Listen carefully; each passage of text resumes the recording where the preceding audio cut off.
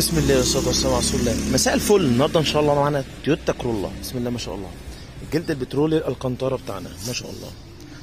وكمان صاحب السياره اختار اسود من نفس الجلد الكانتارا. لو انت اول مره تشوفنا، ده الجلد الكانتارا بتاعنا، جلد مش قماش يعني تغسل فيه براحتك، لا يبقع ولا يهرر ولا يكشكش ولا يبهد. بفضل الله عملنا منه البترولي اللي قدامك والاسود، وقبل كده كان في زيتي وجملي وتلجي وكحلي وفي لون كمان لسه ما عملناهوش، موجود بس لما يتعمل هصوره لك، مش هعلن عنه دلوقتي. خيط بترولي، تصميم مكنه عاديه مش كمبيوتر، مع مخدع كونسول، مع مخادع ابواب ما شاء الله.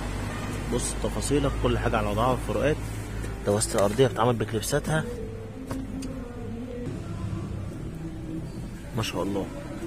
بديك غرزه مسطره سواء في الابره الواحده او في الابرتين، ما بتدخلش لا في اختيار لون ولا في اختيار خيط ولا حتى في تصميم او ديزاين. انت عايز شكل كمبيوتر، عايز عاديه مكنه عاديه زي ده، عايز شده خالص، بديك شده محترمه تقعد براحتك، ولا يهرر ولا يكشكش ولا يحتاج تشد.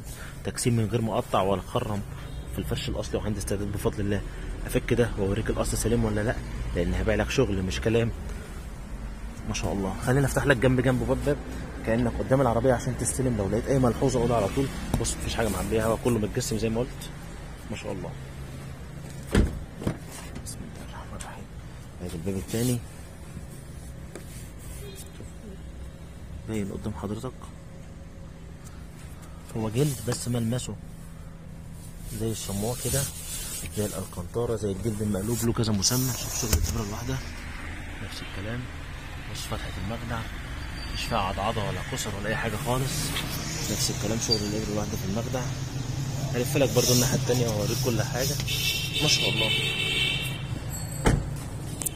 بالمناسبه العربيه دي جات لنا من بره المنصوره، يا رب دايما عند حسن ظن الناس كلها، سواء اللي بيجي من هنا المنصوره او من اي محافظه تانيه، اللهم امين. ادي الباب الثالث نفس الكلام. بص على الفواصل وعلى الفروقات وعلى كل حاجه. ادي شغل الابره الواحده، شغل الابرتين. التقسيم مش على قد الكرسيين بس، لا كمان الكرسي اللي ورا نفس الكلام اهو اهو اهو، مفيش حاجه معبيه هوا زي ما قلنا. خليني افتح لك الباب الرابع والاخير. بص على فواصلك وفروقاتك نفس الكلام. التقسيم قدامك اهو، بقرب لك وبوريك وبفهمك عشان لو ما جيتش عندي يبقى انت عارف بتدفع فلوس في ايه، بتستلم الشغل عامل ازاي. مفيش خيط معوج، مفيش كشكشه في الجلد، الفرشه ما بتعملش كل يوم، ولا انت لاقي وقتك ولا لاقي فلوسك. اسف لو طولت عليك، اتمنى تتابعونا على طول وما تزهقوش مننا. اشكركم، شكرا جزيلا، السلام عليكم.